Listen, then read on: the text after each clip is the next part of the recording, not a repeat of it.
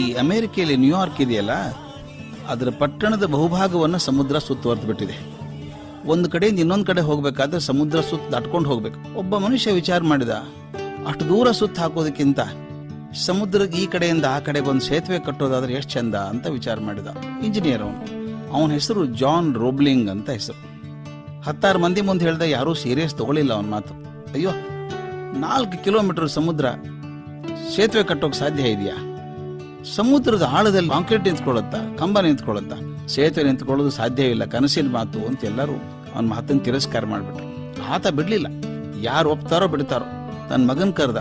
ಅವನ ಹೆಸರು Washington Roebling ಅಂತ.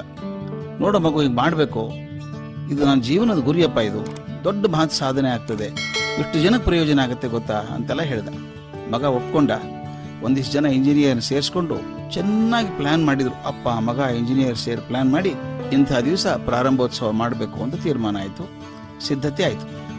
ಆ ಪ್ರಾರಂಭೋತ್ಸವ ಮಾಡೋ ದಿವಸ ಒಂದು ದೊಡ್ಡ ಸಿಮೆಂಟಿನ ಕಂಬ ನಿಲ್ಲಿಸಬೇಕಾಗಿತ್ತು. ನಿಲ್ಲಿಸುವಾಗ ಹಿಡ್ಕೊಂಡಿರುವಂತಹದೊಂದು ಕ್ಲ್ಯಾಂಪ್ ಇರುತ್ತಲ್ಲ, ಬಿಚ್ಕೊಂಡ್ಬಿಡ್ತು. ನೆಲದಲ್ಲಿ ಊರಿಸಿದಂಥ ದೊಡ್ಡ ಕಂಬ ನೆಲಕ್ಕೆ ಉರುಳಿಬಿಡ್ತು. ಆ ಉರುಳೋ ಜೋರದಲ್ಲಿ ಜಾನ್ ರೋಬ್ಲಿಂಗ್ ತಲೆ ಮೇಲೆ ಬಿದ್ದುಬಿಡುತ್ತದೆ. ಕ್ಷಣದಲ್ಲೇ ಸತ್ತೋಗ್ಬಿಟ್ಟ ಅವನು ಜಾನ್ ರೋಬ್ಲಿಂಗ್. ಅವನ ಪಕ್ಕದಲ್ಲಿದ್ದಂಥ ವಾಷಿಂಗ್ಟನ್ ಬೆನ್ನ ಮೇಲೆ ಬಿತ್ತು ಪೆಟ್ಟು. ಎಷ್ಟು ಬುಟ್ಟಿಗೆ ಪೆಟ್ಟು ಅಂದರೆ ಬೆನ್ನ ಮೂಳೆ ಮುರಿದೋಯ್ತು. ಅದನ್ನ ಪ್ರಜ್ಞೆ ತಪ್ಪೋಯ್ತು. ಇದೆಲ್ಲ ಒಂದು ಕ್ಷಣದಲ್ಲಿ ಆಗೋದಂಥ ಘಟನೆ. ವಾಷಿಂಗ್ಟನ್ ಆಸ್ಪತ್ರೆಗೆ ಸೇರಿಸಿದ್ರು. ಅವನು ಬದುಕ್ತಾನೆ ಅಂತ ಯಾರಿಗೂ ನಂಬಿಕೆ ಇಲ್ಲ. 3-4 ತಿಂಗಳು ಸಾವು ಬದುಕಿನ ನಡುವೆ ಹೋರಾಟ ಮಾಡಿದಂಥ ವಾಷಿಂಗ್ಟನ್ ದೇವರ ದಯೆಯಿಂದ ಕೊನೆಗೆ ಬದುಕುಳಿದ. ಆದ್ರೆ ಅದೆಂಥ ಬದುಕ್ರಿ ಅದು. ಕೈ ಕಾಲು ಸ್ವಾಧೀನದಲ್ಲಿಲ್ಲ, ಮಾತಾಡೋಕ್ಕಾಗಲ್ಲ, ಹಾಸಿಗೆ ಬಿಟ್ಟು ಹೇಳೋಕ್ಕಾಗಲ್ಲ. ಡಾಕ್ಟರ್ ಹೇಳಿದ್ರು, ಹೀಗೆ ಅವನಿರ್ಬೇಕು, ಹಾಸಿಗೆ ಮೇಲೆ ಬದುಕಿರೋವರೆಗೂ ಹೀಗೆ ಹಾಸಿಗೆ ಮೇಲೆ ಒದ್ದಾಡ್ಕೊಂಡು ಇರಬೇಕು ಅಂದ್ರು. ಆದ್ರೆ ವಿಚಿತ್ರ ಅಂದ್ರೆ ಒಂದು ಬುದ್ಧಿ ಚೆನ್ನಾಗಿತ್ತು, ಬುದ್ಧಿಗೇನೂ ಆಗ್ಲಿಲ್ಲ. ಅವನ ತಲೆ 108 ವಿಚಾರ ಬರ್ತಾ ಇದೆ. ಹೇಳೋದು ಹೇಗೆ ಅವನು? ಒಂದು 6 ತಿಂಗಳು ಹಿಂಗೆ ಕಳೀತು. ಒಂದ್ ದಿವ್ಸ ವಾಷಿಂಗ್ಟನ್ ಗಮನಿಸಿದ, ಅವನ ಬಲಗೈ 4 ಹೆಬ್ಬೆರಳು ಅಲಗಾಡ್ತಾ ಇತ್ತು. 4 ಬೆರಳುಗಳು ಅಲಗಾಡಕ್ಕಾಗ್ತಾ ಇತ್ತು.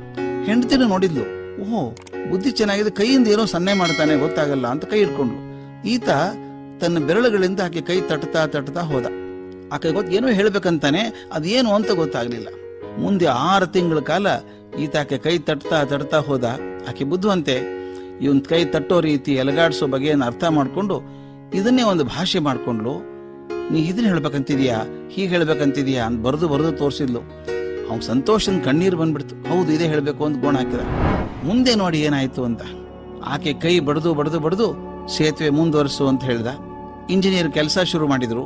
ಸ್ವಾಮಿ, ನಂಬೇಕು ತಾವು, ಸುಮಾರು 13 ವರ್ಷಗಳ ಕಾಲ ಇದೇ ರೀತಿ ಹೆಂಡತಿ ಕೈ ಬಡ್ದು ಆ ಸೇತುವೆ ಹೇಗೆ ನಡೆಸಬೇಕು ಅಂತ